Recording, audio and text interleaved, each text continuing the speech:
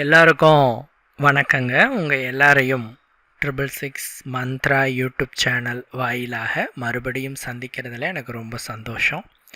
தொடர்ந்து நம்மளுடைய சேனல் வாயிலாக ஆன்மீகம் சார்ந்த நிறைய பதிவுகளை பதிவேற்றம் செஞ்சுட்டு இருக்கிறோம்.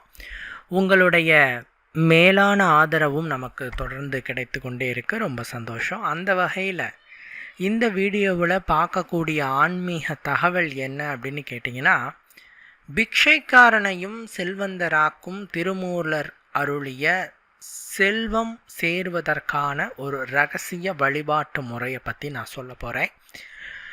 நிச்சயமாலும் இந்த ஒரு முறை, இந்த ஒரு இரகசியம் பல பேரினுடைய வாழ்வினை மாற்றி ஒரு கடுமையான வறுமையில் இருப்பவர்களையும் மிகப்பெரிய அளவிலே கோடீஸ்வரர்களாக மாற்றக்கூடிய யோகத்தை அருளும் அப்படிங்கிறதுல எந்த விதமான சந்தேகமும் இல்லை.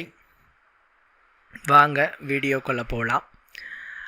யாருக்கு தாங்க ஆசை இல்லை பணம் சேரணும், செல்வந்தர்களாக மாறணும், நம்மளோட வம்சமே நல்ல செல்வ செழிப்போடு இருக்கணும் அப்படிங்கிற ஒரு ஆசை எல்லாருக்குமே இருக்கும். இந்த செல்வம் அப்படிங்கிறது இந்த கலியுகத்தில் மிக மிக அவசியம். ஒவ்வொரு யுகத்திற்கும் ஒவ்வொரு விஷயங்கள் ஆட்சி செய்யும். அப்படி பார்க்குறச்ச இந்த கலியுகத்தில் லக்ஷ்மியா சரஸ்வதியா அப்படின்னு கேட்டால் லக்ஷ்மியை தான் பெரும்பான்மையானவங்க தேர்ந்தெடுப்புவாங்க. ஏன்னா செல்வம் இருக்கும்பவனிடத்திலே கல்வியாளன் கூட இருப்பான். ஆனால் கல்வி கற்ற ஒரு இடத்துல செல்வம் இருக்குமா அப்படின்னு கேட்டிங்கன்னா அது கொஞ்சம் சந்தேகம்தான். அப்பிலேருந்தே அந்த காலத்திலேயே புலவர்களுக்கும் வறுமைங்கிறது இருந்துட்டு தான் இருந்தது. இன்றைக்கி கூட பாருங்கள், கேட்டால் என்னென்னமோ பெரிய பெரிய படிப்புலாம் படித்து முடிச்சுட்டு தான் சொல்கிறாங்க. வேலைக்கு சொற்ப சம்பளத்துக்கு போகிறாங்க, வறுமையில் வாடுறாங்க, பார்க்க முடியுது. அவங்க யாருக்கிட்ட வேலை செய்கிறாங்கன்னு பார்த்தா ஒரு கல்வி அறிவு இல்லாத ஒரு சாதாரண ஆள்கிட்ட வேலை செய்கிறாங்க. அவங்ககிட்ட செல்வம் இருக்குது. அப்படி பார்த்தோம்னா இந்த யுகத்தில், இந்த கலியுகத்தில் பணம் தான் பிரதானமாக இருக்குது. பணம் தான் எல்லா இடங்களிலும் ஆட்சி செய்து கொண்டிருக்குது. இதில் இந்த பணம் சேரணும், பணத்தை பெருக்கணும் அப்படிங்கிற விருப்பம் இன்றைக்கி நிறைய பேர்கிட்ட அதிகமாக இருக்குது. யாரை கேட்டாலும் சார் எனக்கு பணம் சேரணும், ஏதாவது வழி சொல்லுங்கள். சார் எனக்கு செல்வம் சேரணும், ஏதாவது வழி சொல்லுங்கள். இதே தான் கேட்பாங்க என்கிட்ட. நான் அவங்கக்கிட்ட ஒரே ஒரு வார்த்தை தான் சொல்லுவேன். சார் ஒன்றும் இல்லை சார், பணத்தை நீங்கள் காகிதமாக பார்த்தீங்க அப்படின்னு சொன்னால் அது உங்கள்கிட்ட எப்பயுமே சேராது. பணத்தை ஒரு உணர்வாக பார்த்தீங்கன்னா, பணத்தை ஒரு ஜீவனாக ஒரு ஒரு ஒரு உயிருள்ள ஒரு ஜீவனாக பார்த்தீங்க அப்படின்னு சொன்னால், இப்போது ஒரு 10 ரூபா ஒரு செலவு பண்ணுறீங்க. அந்த 10 ரூபா உங்கள் பேக்கெட்டில் இருந்து எடுத்து கொடுக்கும்போது அந்த அந்த உயிருள்ள ஒரு ஜீவன் உங்கள்கிட்ட இருந்து இன்னொருத்தர்கிட்ட போகுதுங்கிற அந்த உணர்வு இருந்தது அப்படின்னு சொன்னால் அனாவசிய செலவுகள் வராது. அந்த உணர்வு இல்லை அப்படின்னு சொன்னால் அத்தியாவசிய செலவுகள் மீறி அனாவசிய செலவுகள் அதிகமாகி நீங்கள் சீக்கிரமாக வறுமைக்கு போயிடுவீங்க. அதனால் பணத்தை ஒருபோதும் காகிதமாக சித்தரிக்காதீங்க, பணத்தை ஒரு உணர்வாக சித்தரிங்க. இட்ஸ் எமோஷ்னல் அப்படின்ட்டு நாம் மணியை சொல்லுவோம். இதை ஒரு சின்ன ஒரு உதாரணம் நான் சொல்கிறேன், ஒரு ஸ்டோரி. நான் ஒரு பெரிய ஹோட்டலில் சாப்பிட்டுட்டு இருந்தேன், மிக பிரபலியமான ஹோட்டல். அங்கே சாப்பிட்டுட்டு நான் அவங்க ஒரு அமௌண்ட் சொன்னாங்க, சாப்பிட்டதுக்கு பில் அமௌண்ட்டு சொன்னாங்க. நான் கிட்ட ஒரு சாக்லேட்ஸ் இருந்தது.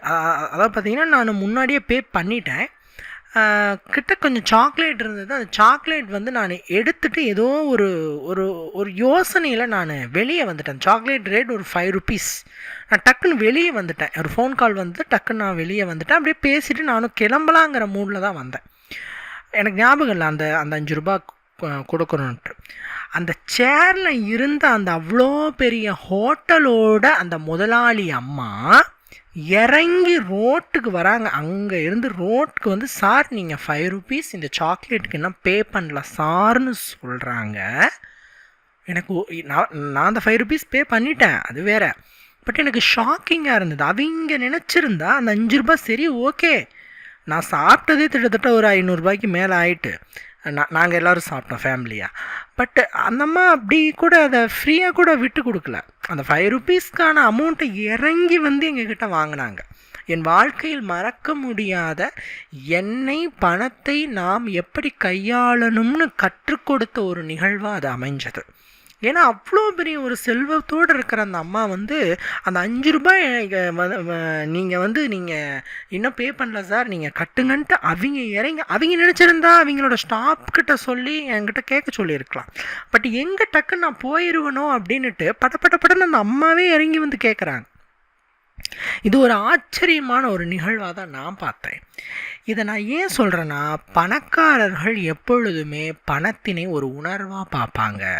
பணக்காரர்கள் எப்பொழுதுமே பணத்தினை செலவு செய்யும்போது அதை ஒரு உயிருள்ள ஜீவனாக பாவித்து, 1 ரூபாய் நம்மக்கிட்ட இருந்து போனாலும் அது ஒரு உணர்வாக ஃபீல் பண்ணுவாங்க. எமோஷ்னலாக ஃபீல் பண்ணி அனாவசியமாக அதை வந்து யார்கிட்டையும் செலவு பண்ண மாட்டாங்க. இந்த பழக்கத்தை எப்பொழுது ஒரு பாமரன் செயல்படுத்துகிறானோ அப்பொழுது அவனுடைய வாழ்க்கை மேலோங்கும், பணம் சேரும், கோடீஸ்வர பிராப்தம் தானாக வரும். எப்போ நீங்கள் ஒரு 10 ரூபாய் டெய்லி எடுத்து வைக்கணும்னு முடிவு பண்ணிட்டீங்களோ அப்பயே அந்த பணம் உங்ககிட்ட 100 ரூபாய் சேர்க்கறதுக்கான முகாந்திரத்தை ஏற்படுத்தி கொடுக்கும், ஆட்டோமேட்டிக்காக ஏற்படுத்தி கொடுக்கும். அதனால் பணம் சேர்றதுக்கு பரிகாரம், மந்திரம், தந்திரம் இதெல்லாம் ஒரு பக்கம் இருக்கட்டும். இன்றைக்கே நீங்கள் சேமிக்கக்கூடிய பழக்கத்தை கொஞ்சம் ஏற்படுத்துங்கள், தயவு செய்து ஏற்படுத்துங்கள். எப்படி சார் சேமிக்கலாம்? உண்டி வாங்கி சேமிக்கலாமா வீட்டில்? இன்றைக்கி இந்த காலத்துக்கு தகுந்த மாதிரி தான் நம்ம சேமிக்கணும். இந்த காலத்துக்கு பொறுத்து நம்ம உண்டி வாங்கி பணம் போட்டுட்டுலாம் சேமிச்சுட்டு இருக்க முடியாது. நான் எப்பயுமே சொல்கிறது என்ன அப்படின்னு கேட்டால், தங்கமாக சேமிங்கன்னு சொல்லுவேன். எப்பயுமே நான் அதை சொல்லுவேன். ஏன்னா தங்கம் என்பது 2 விஷயங்க. ஒன்று வந்து எமோஷ்னலான ஒரு பொருள். நீங்கள் தங்கம் வாங்கிடுவீங்க, அதை விற்க மாட்டீங்க. நம்ம இந்தியன்ஸ்க்கு இருக்கிற ஒரு ப்ளஸ்ஸே என்னென்னா, இந்த தங்கத்தில் அடவு வைப்பாங்க, செலவு பண்ணுவாங்க, திருப்பி நீங்கள் அவங்க வந்து மீட்பாங்க. பட் விற்க மாட்டாங்க.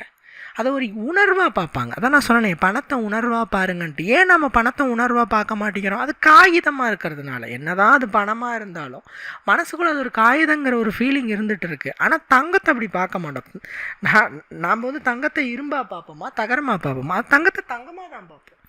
ஸோ அதனால் நீங்கள் கோல்டாக முடிஞ்ச அளவுக்கு சேமிக்கலாம். சார் எங்கே சார் இன்றைக்கி கோல்டு விற்கிற விலைக்கு கோல்டை சேமிங்க அப்படின்னு சொல்லிட்டீங்களே அப்படின்னு கேட்டால் நான் என்ன சொல்கிறேன், கிராமாக சேமிங்க, கிராமாக சேவிங்க. ஒரு நம்பகமான இடங்களில் இப்போ பார்த்திங்கன்னா அரசே பல விதமான ஸ்கீம்லாம் கொண்டு வராங்க. அதே மாதிரி நம்பகமான இடங்களில் கோல்டு வாங்கிறது அப்படிங்கிறது சிறப்பாக இருக்குது. 1/2 கிராம் 1 கிராம் அப்படின்ட்டு வாங்கலாம். 2 மாதம் சேர்த்து 1 கிராமாக வாங்கலாம். அதுக்குன்ட்டு வாங்குறன்ட்டு எங்கேயாவது சீட்டை கீது போட்டு, போலியான இடங்களில் சீட்டை போட்டு ஏமாந்துடாதீங்க. அது ஒரு பெரிய விஷயமா இருக்குது. என்னமோ சொல்லுவாங்களே ஒரு பழமொழி, கிளியை வளர்த்து பூனை கையில் ஒப்படைச்ச கணக்காக அரும்பாடுபட்டு ஒரு 5 லட்சம் 10 லட்சம் சேர்த்துடுறது கடைசி காலத்துக்கு வேணுமேன்னு. எவனாவது ஒருத்தன் வட்டி தரான், எவனாவது ஒருத்தன் வந்து நான் வந்து சிட்டு போடுறேன், என்கிட்ட வாங்க, அதை தரேன், இதை தரேன், அண்டா தரேன், குண்டா தரேன்னு சொல்லி நாம்பளும் போட்டு மொத்தமாக நாமத்தை போட்டுட்டு போயிடுறேன். இது வந்து எனக்கு கேட்கும் போதெல்லாம் என்ன தோணுன்னா, மனிதன் வந்து இன்னமும் பேராசைக்கு இன்னமுமே மயங்கிட்டு தான் இருக்கான். மாங்காய் மரத்தில் தேங்காய் காய்க்குதுன்னா கூட நம்புகிற கூட்டம் இன்னும் இருந்துக்கிட்டு இருக்குதுங்கிறத தான் என்னால் நம்ப முடியல. ஏமாறுறவன் இருக்க வரைக்கும் ஏமாற்றவன் இருப்பான். அதனால் தயவுசெய்து சேமிப்பு பணத்தை வந்து நான் எப்பயுமே சொல்கிறேன், 2 மாதம் 3 மாதம் மொத்தமாக சேமித்து நீங்கள் வாங்கிட்டு வந்துடலாம். ஒரு கோல்டாக வாங்கிட்டு வந்து வீட்டில் வச்சுக்கலாம். ஒன்று ஃபஸ்ட்டு எமோஷ்னல். 2வது கிரக பிரகாரம் பார்த்தா அது சுக்கிரனோட உலோகம். தங்கங்கிறது சுக்கிர உலோகம். நீங்கள் ரெகுலராக தங்கம் வாங்க ஆரம்பிச்சிங்கன்னா உங்களுக்கு ஜாதகத்திலேயே சுக்கிரபலம் இல்லைன்னா கூட சுக்கிரபலம் ஆட்டோமேட்டிக்காக கூட ஆரம்பிச்சிடும். சுக்கிரன் உங்கள்கிட்ட வந்துட்டார், பலமாயிட்டார் அப்படின்னு சொன்னால் ஆட்டோமேட்டிக்காக செல்வம் சேரும். ஆட்டோமேட்டிக்காக உங்களுக்கு வண்டி, வாகனம், நிலம், வீடு இதெல்லாம் வாங்குகிற பிராப்தம் வரும். ஸோ முடிஞ்ச அளவுக்கு நகைகளை வந்து நகையாக சேமிக்கிறது சிறப்பான பலன் அப்படின்னு நான் சொல்லுவேன். இல்லை சார் என்னோடய சேமிப்பே சொற்பமாக தான் இருக்கும், மாதம் 500 ரூபா தான் என் சேமிப்பு அப்படின்னா அரசினுடைய ஸ்கீம்ஸ், போஸ்ட் ஆஃபீஸில் போனீங்கன்னா அவங்கெல்லாம் சொல்லுவாங்க, நிறைய ஸ்கீம்ஸ் இருக்குது, அதில் நீங்கள் சேமிக்கலாம். ஸோ சேமிப்பை தொடங்குனீங்கனாவே பணம் உங்கள்கிட்ட ஆட்டோமேட்டிக்காக வந்துடும். ஒரு 6 மாதம் தொடங்குனீங்கனாவே ரெகுலராக பணம் உங்கள்கிட்ட சேர்ந்துடும். நான் உறுதியாக சொல்கிறேன். அதுக்கு மேலே தான் பரிகாரம், ஆன்மீகம் எல்லாமே. நான் வந்து பரிகாரம் பண்ணுறேன், பூஜை பண்ணுறேன், ஆனால் வர பணத்தெல்லாம் செலவு பண்ணுறேன்னா கடவுளே இறங்கி வந்து செல்வத்தை கொடுத்தாலும் நீங்கள் அதை அழிச்சிருவீங்க. அதனால் சேமிப்பை தொடங்குனீங்கன்னா பணம் ஆட்டோமேட்டிக்காக வந்துடும். ரெண்டாவது, ஆன்மீக ரீதியாக சித்தர்களில் மிக முக்கியமானவர் அப்படின்னு சொல்கிறது திருமூலர். கூடு விட்டு கூடுபாயும் ஆகாய பிரவேச கலையில் கைதேர்ந்தவர் திருமூலர். திருமூலர் எழுதிய திருமந்திரத்தில் ஒரு வார்த்தை இருக்குது. என்னென்னா, இந்த மல்லிகை பூவை பற்றி அவர் சொல்கிறார். பூக்களில் இந்த மல்லிகை பூவை வசிய மலர் அப்படிங்கிற பெயரால் நாம் அழைக்கிறோம். இந்த வசிய மலரை நம்ம பார்த்திங்கன்னா சுவாமிக்கு, அதாவது வெள்ளிக்கிழமை தோறும் பெருமாள் கோயில் இருக்க தாயாருக்கு மல்லிகை பூ சாற்றி கும்பிட்றச்சே உங்களுக்கு பண விஷயமாகும்.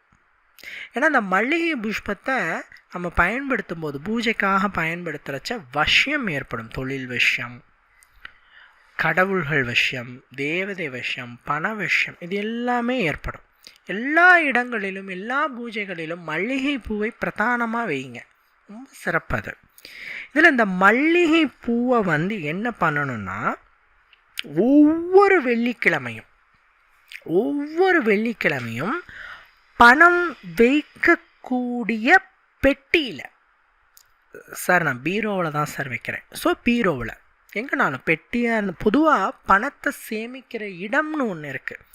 எப்பயுமே நீங்கள் மரப்பொட்டி ஒன்று வாங்கிக்கோங்க, சின்ன மரப்பொட்டியாக வாங்கி அதில் உங்களுடைய பணத்தை வைக்கலாம், நகைகளை வைக்கலாம்.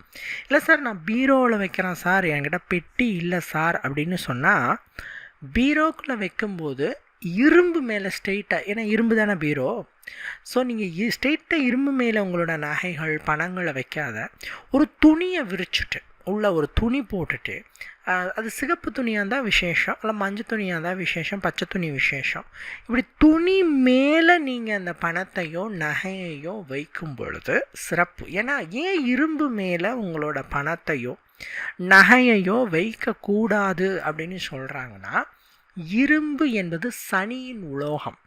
ஸோ சனி உலோகத்துக்கோடு இந்த சுக்கிரனோட கடாட்சம் பொருந்திய பொருளை வைக்கிறச்சே அது என்ன ஆகும்னா, அது சீக்கிரமாக உங்கள்கிட்ட வரது கொஞ்சம் தாமதமாகும்.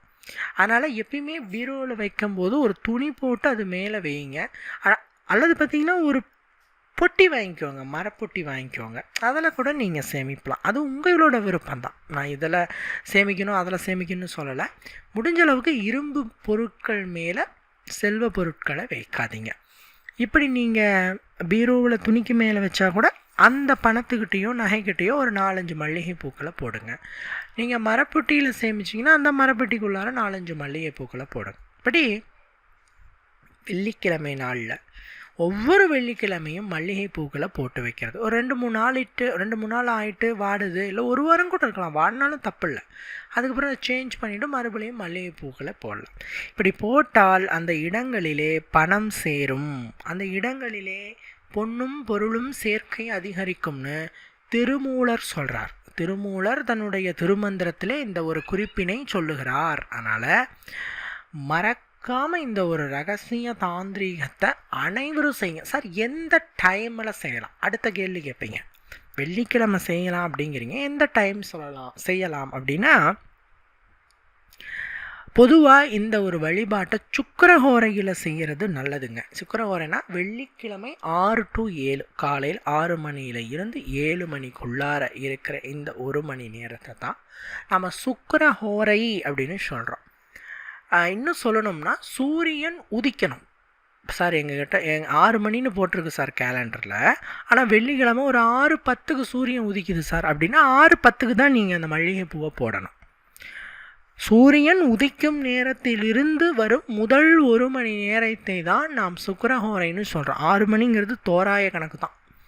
சில நேரங்களில் 6:10க்கு உதிக்கும், 15க்கு உதிக்கும். அதனால் சூரியன் உதித்த உடனே, வெள்ளிக்கிழமை காலையில் சூரியன் உதித்த உடனே அதுலேருந்து வர முதல் 1 மணி நேரத்தை தவறாமல் நோட் பண்ணிவிட்டு அப்போ அந்த மல்லிகை புஷ்பத்தை போட்டு வை. கண்டிப்பாக பணம் சேரும். சார் தொழில் செய்கிற ஸ்தாபனங்களில் என்ன பண்ணலாம்? உங்களோட பெட்டியில், அதாவது நீங்கள் பணம் போட்டு வைப்பீங்க இல்லையா தொழில் ஸ்தாபனங்களில், அந்த பெட்டிக்குள்ளார மல்லிகை பூக்களை போட்டு வைங்க.